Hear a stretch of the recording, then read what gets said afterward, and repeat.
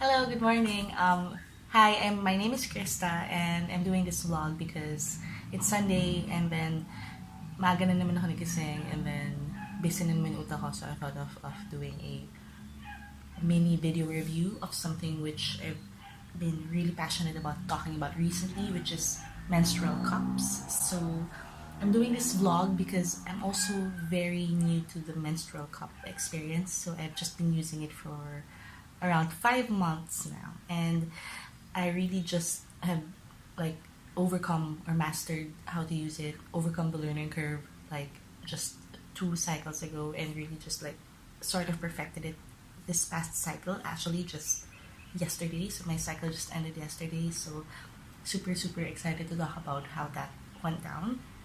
And I wanted to do this vlog because I know that when I was starting out with like choosing what cup to use, deciding what to buy, I really was very reliant on what other people were posting or writing about or blogging about. So every little bit of research or review that people posted out there really helped. And I know that, like me, like people who are either very scared or budget conscious or really just afraid to commit. Alam naman natin yan, maraming takot sa commitment.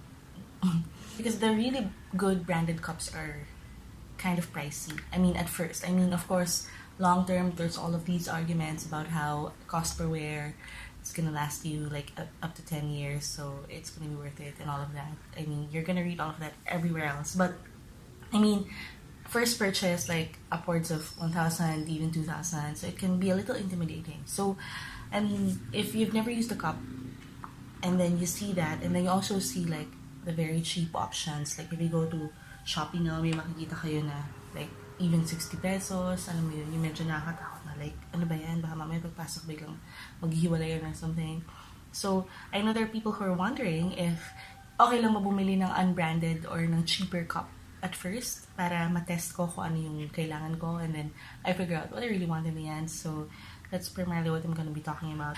I was really determined to really get into this. Like, of course, syempre, first time, may mga hindi okay na experience. But I was like, gusto ko talaga matutunan to. And I really wanted to convert. Like, I was so convinced that this was the one for me. So, sobrang worth it naman nung na-unlock ko na yung, yung hack, yung the right way to use it, ano yung tamang cup sa akin, ganyan. So, I've been using it for 5 months, but I've really wanted to use it since 2014, 2015. So, prior to buying my cup, I really have been doing a lot of research. I've been asking my friends who use it, what was it like.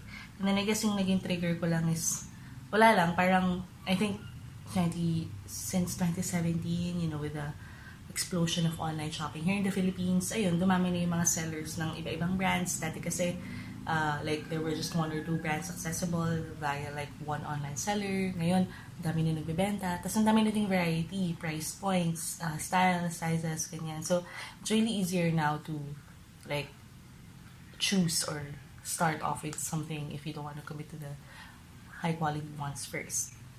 So yun, but I really suggest like, you know, taking some of the quizzes out there, really reading, and then following the size charts, ganyan, asking people, you know, who use menstrual cups before you commit to like what you want to do.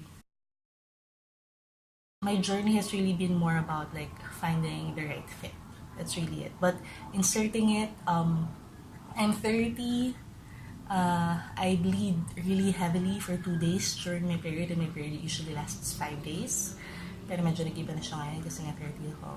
And I've never had given birth, sorry. If I were much younger, like for example, if I don't have a partner, if I'm not sexually active, I would be, if you would, you know, the thought of like, you know, putting all of your fingers, not all of your fingers, I mean, putting some of your fingers up there, doing all of the fiddling, all of that, diba?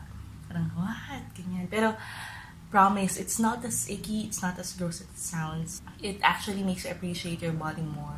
And really, it's easy to get comfortable with it because it's you taking care of yourself, you know, it's you doing something to make you feel better about your period kasi less discomfort. So I have to talk about this. Pads, so convenient, you just slap it in.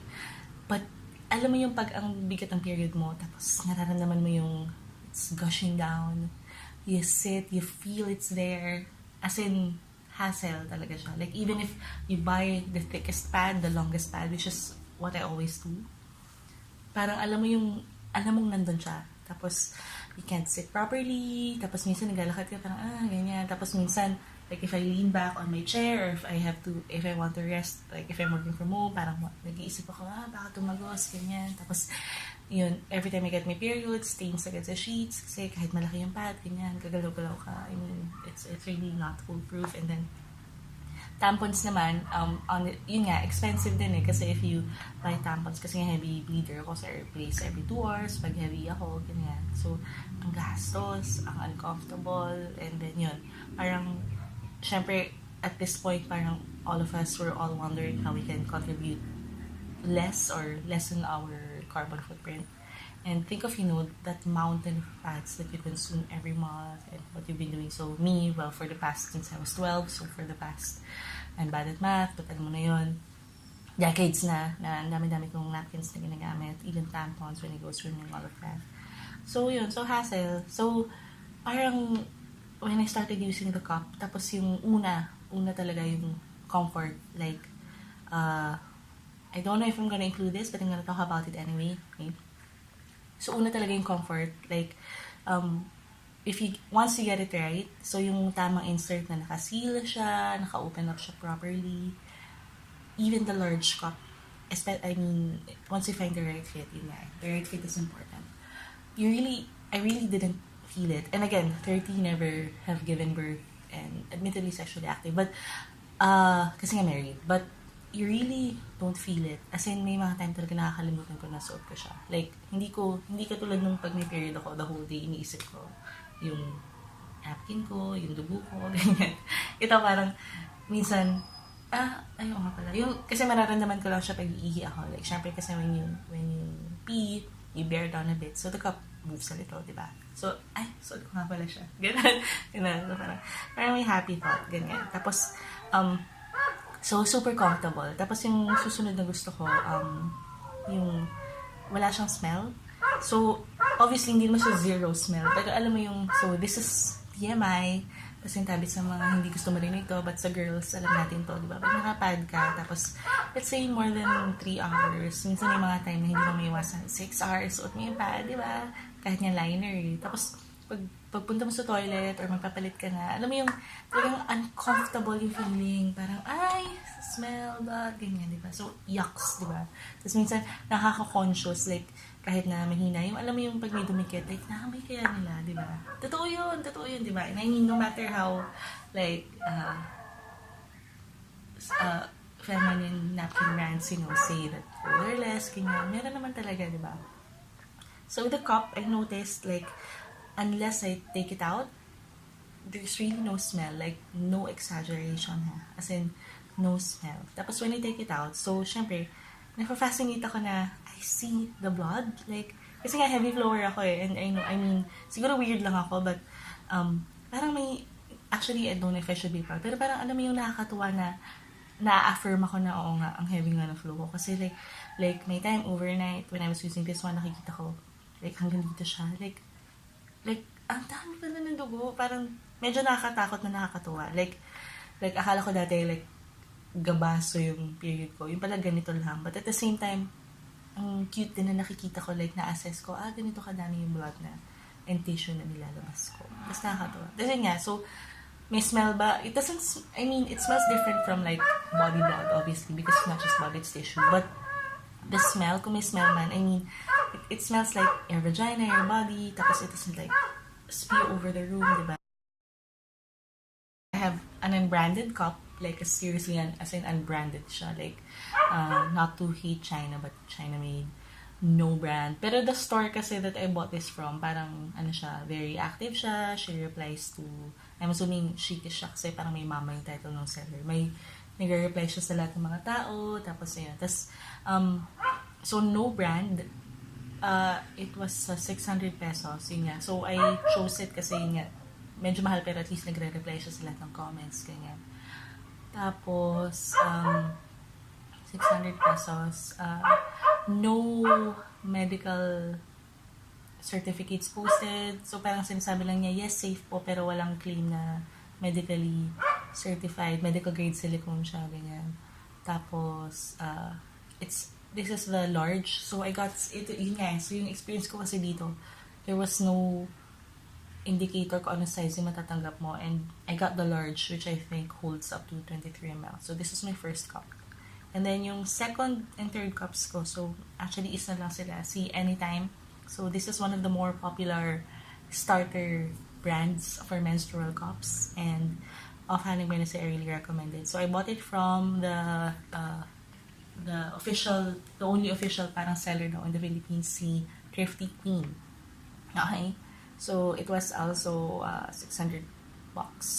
So, ito naman, I first got kasi yung one, kasi yun nga, you know, parang nalakihan ako dito, ganyan-ganyan. So, once I bought si one, thinking na okay na sa akin siya. Pero it turned out to be a little too small, so I got the two, like, next month, ganyan. Kasi naging okay na siya. So, babalikan ko kayo with my thoughts on this. Ang naging problem ko lang kay two, na gupit ko yung, kasi I first used this over the holidays. So, I was at my husband's family's place. So, alam mo yung, hindi ako, syempre, I mean, hindi ako like makamove around properly. Kasi, I mean, bride, first time to spend holidays with them, ilang-ilang. So, parang nagmamadali ako when I was gonna use it na. So, nagupit ko yung stem na medyo maikli. Hindi ko na-compare dito. So, yun lang. Parang ngayon, pag ginagamit ko siya, talagang kailangan kong pindutin na ganyan para lumabas. Kasi dito parang pull down mabit, tapos yan, madali na. Ito parang, ay, ganun. So, yun. Pero kasi, so, jumping ahead, ayun. So, for all of my cups, I really cut the stems really short. So, that has really worked for me. So, I don't know kung mataas or low yung cervix ko. Minsan mataas siya eh. Minsan, andun lang siya, ganyan. Depende sa araw ng cycle. Pero talagang tumaas yung comfort level. Like, hindi ko na nararamdaman yung cup at all when I really trimmed the stems. And kahit naman trinim ko, kahit naman dito, like, sobrang nawala na siya, di ba?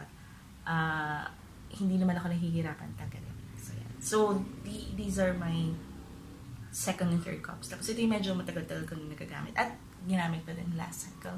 And then my fourth cup is my most recent one, which is the Sinaya cup. So, this is the first local menstrual cup brand here in the Philippines. So, it's locally made. It's a sustainable enterprise kasi they have a one-to-one policy. Like, if you buy a cup, they give a cup to a community for the girls. Diba? So, maganda siya. So, this is the large. So, binili ko siya sa bazaar sa Uptown. They were there recently. And, ayun. So, it was the large. Pag hinugasan mo, like, ang pinaka-tip ko talaga, if it's filled with blood, once you take it out of the body, rinse it with super cold water first before, you know, soaping it.